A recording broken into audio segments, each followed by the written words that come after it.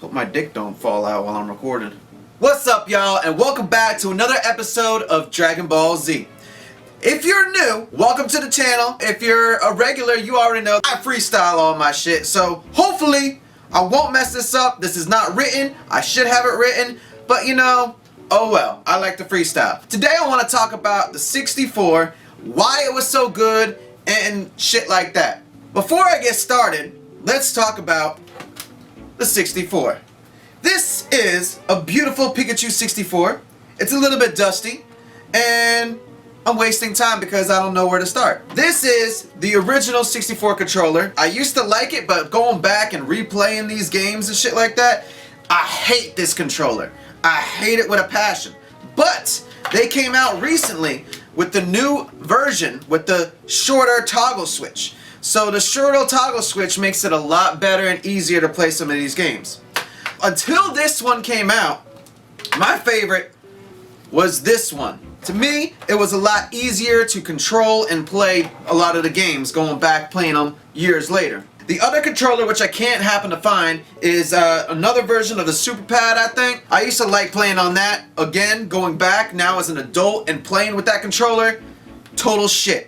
Total shit. One thing I've always told a lot of people, especially the younger generations, is you don't understand what it was like getting a 64.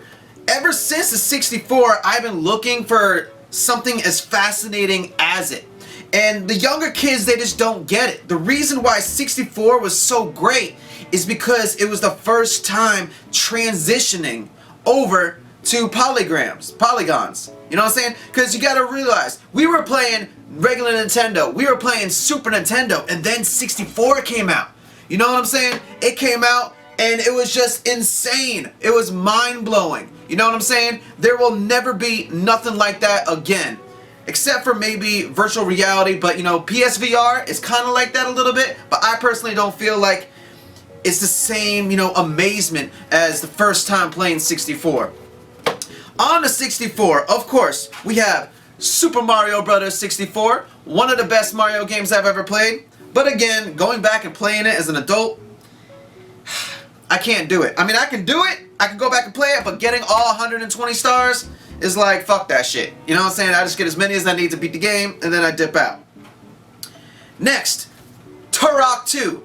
One of the best first-person shooter games ever fucking made. I do have Turok 1, but I was robbed, so I never rebought it. But we do have Turok 3, which is, when Turok 3 first came out, I didn't like it. I played like the first level and I never really made it past that. I didn't really care to. Turok 2 was my fucking game. As an adult, I went back and I replayed the full Turok series, 1, 2, and 3, and I actually like 3 a lot, and I like 1 a lot. Next up, we have Donkey Kong 64. To me, when Donkey Kong 64 came out, it was amazing. It was great. I fucking loved that game. Again, going back and playing it is a little hard because there's a lot of shit you gotta do, all those bananas. You gotta constantly switch between all the characters. You know, back in the day, it was cool like that. It was amazing. But going back, it's like kind of hard. Mario Kart 64. Another great game. I can still go back and I still play this game. I still love it. This was one of my friend's favorite Mario Kart games because this game didn't really focus on the weapons. It focused on the driving and shit like that. Still love this game. I prefer Double Dash. That's my favorite Mario Kart game, but this one is good too. By the way, this is like some of the best games of 64. You know what I'm saying? That if you have a 64, you should have each and every one of these games. Maybe a couple others that I'm not going to mention. Right here. Ogre Battle 64. One of the best RPG games ever made. The only one of its kind. And I wish to God that they would make another one. And for the longest time, even on emulations, they couldn't get it quite right. But finally, they have able to get it right with emulation. So if you don't have a 64, but you like RPGs, I definitely suggest playing Ogre Battle 64. Get it. Now, most likely, the best game on motherfucking Nintendo 64. Bam! GoldenEye 007. Now, I really don't even need to say nothing. GoldenEye, that's all I gotta say, you know what I'm saying? And I do have the sequel, The World Is Not Enough, but you know, I didn't really care for it too much. Next we have Quest 64. Quest 64 I kind of like, or I liked a lot back in the day. It was a good RPG. I've been wanting to go back and replay it, but I just haven't gotten around to it. I liked the shit that you could do in the game. I don't even remember. I just remember like running around and there's little invisible worms and you can upgrade like shit. I don't remember, but there was something, whatever the thing was about Quest 64, I liked that, and I really like this RPG. Next we have, of course, Super Smash Bros. Another very good game on the 64. Now I personally can't really go back and play this game no more, especially with Melee, because Melee is the best motherfucking Smash game. But I remember the commercials for this shit. I remember sitting in homeroom, watching the fucking, they had like the school news or whatever play on the thing, and then during one of the commercials, I saw the commercial for this for the first time where they're frolicking through the field and we start fighting each other. I was like, oh my god, I gotta get this shit, that looks off the fucking chain. And I rented the game, but I didn't get a chance to buy it, you know what I'm saying, because I didn't have the money for it. But I had Jet Force Gemini, which is another very great game back in the day. Going back and playing Jet Force Gemini is insane. I can't do it. I cannot play Jet Force Gemini, but back in the day, I played it a lot. I beat it 1,000 times. There was this kid that lived down the road from me. He had this game, and I had Jet Force Gemini, and he wanted to play that, and I wanted to play Smash Brothers. I was like, yo, let's trade. So we traded games, and that's how I got this copy of Smash Brothers. No, wait, I was robbed. That's right. I rebought this copy. Next, we have South Park Chef's Love Shack and regular South Park. Two games I really love. I did have South Park Rally, but I love the mini games in motherfucking Chef's Love Shack. It was great. As far as the actual first-person shooter, that was another great game. I loved it. It was very hard not to play without the cheats, but the cheats also made it fun. But yeah, it's a great game. I want to go back and replay that. Of course, you know, we got Star Fox 64. Star Fox on Super Nintendo was straight, you know, that was cool. And I love 64 because on 64 version, you know what I'm saying, like, you could pick different paths. You know what I'm saying? Like, each time you play the game, it could be a different path that you take. And I love that aspect about Star Fox 64. I did hate the fact that you had to go from start to finish to beat the game. There was no, like, stopping point or anything like that. But, you know, that's what a lot of games used to be back in the day. And, of course, you can't forget about another one of the most best games on 64, Conker's Bad Fur Day. One of my favorite games of all time, actually. Besides GoldenEye, one of my favorite games of all time. Turok 2, one of my favorite games of all time. I'm gonna make another video about my favorite games of all time, but we're talking about 64 right now. So Conker's Bad Fur Day, great game. I wish to God they would make another game with just the comedy that they had in the game, and the fact that they did so many parodies of famous movies and famous other games like Mario and shit like that. Like, there was so many motherfucking things to this game that made it so fucking great. And I wish to God they, like I said, they would make another game with comedy and parodies like that. It makes that game one of a kind and so goddamn original. You know what I'm saying? Next we have another one of my favorite racing games, F-Zero X. I've always been a fan of F-Zero, from Super Nintendo to GameCube.